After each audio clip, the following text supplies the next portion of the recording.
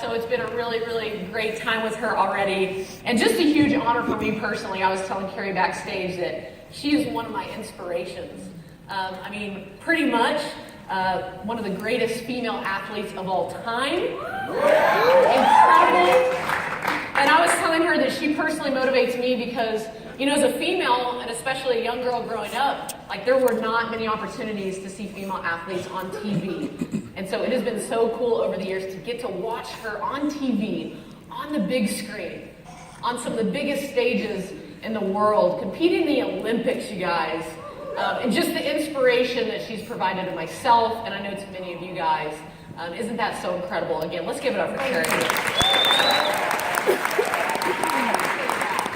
So Keri, I've got a long list of questions for you. What you got? And it was really hard to narrow it down because there's so many questions I want to ask. But I want to start with you growing up. Yeah. So you were obviously a big sports star growing up. And in high school, you won 3 state championships playing volleyball and even a basketball state championship, right? So pretty big deal, obviously, early on.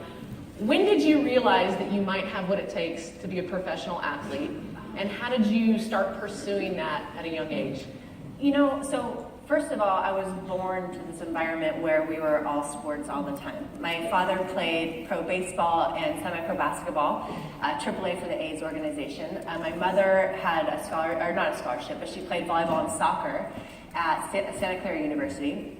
My mom's one of 8, my dad's one of 4, and their parents and their siblings all played sports. So that was the environment that I grew up in. I have a big brother, 2 little sisters. And I just had no choice but to compete. And so growing up, I played every single sport, which to me was such a big blessing. And now in the days of specialization and playing one sport 365, it makes me really sad because so much of what made me me and allowed me to be nimble and adjust on the court and in life is the different sports that I played on different platforms.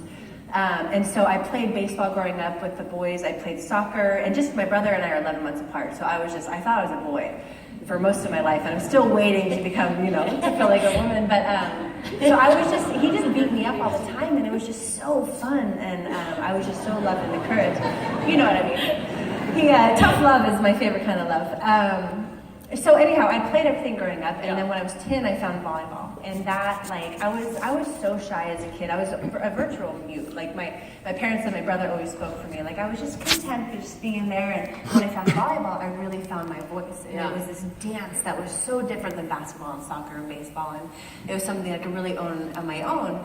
And to be honest with you, I never had this moment of this is what I want to do for the rest of my life. It's just every stage in my life, I always knew what was next. And, I had played in 5th grade. I was like, okay, I want to go to this high school. It's the best high school, and I want to play there. After I go to play in this high school, I want to go to Stanford University and get a scholarship. Yeah. So my life has made total sense. The next logical steps keep happening. After college, I went to the Olympics indoor. After indoor, I needed a change. I found beach.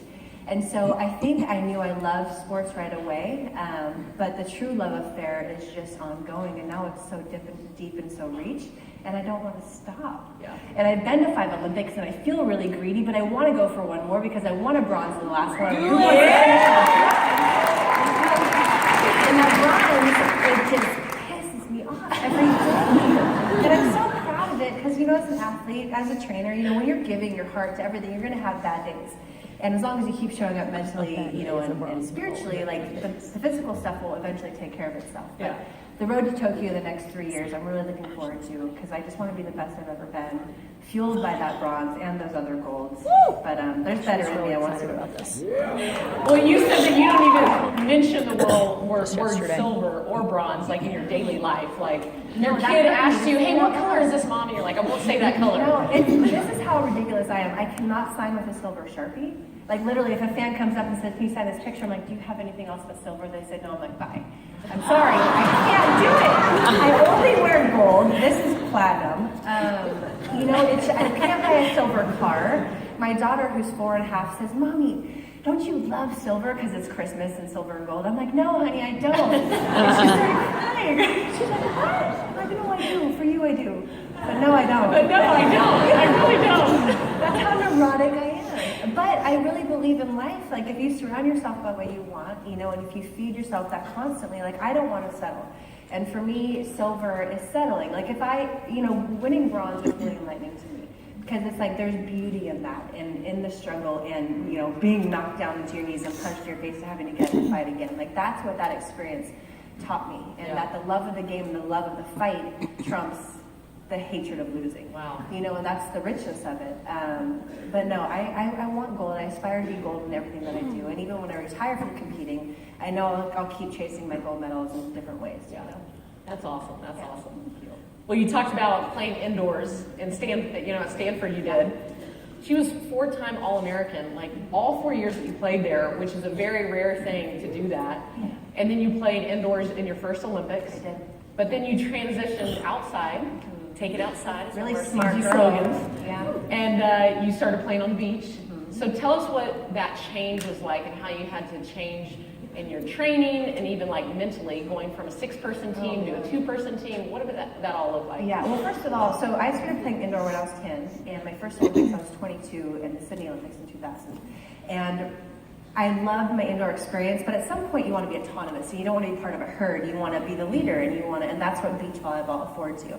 And I made the transition when I was 22, and it was the most humbling experience because, like you said, I had enjoyed really pretty good success indoor, and I felt pretty comfortable. And then I got to the beach, and I felt so exposed because the sand is so different. And you know, I only had one other teammate, not 5 other ones.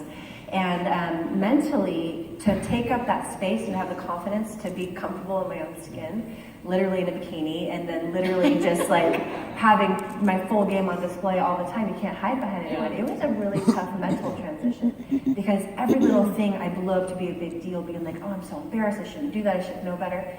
But like with anything, the process of becoming great, the process of gaining confidence, it's a process. You know, you can't snap your fingers.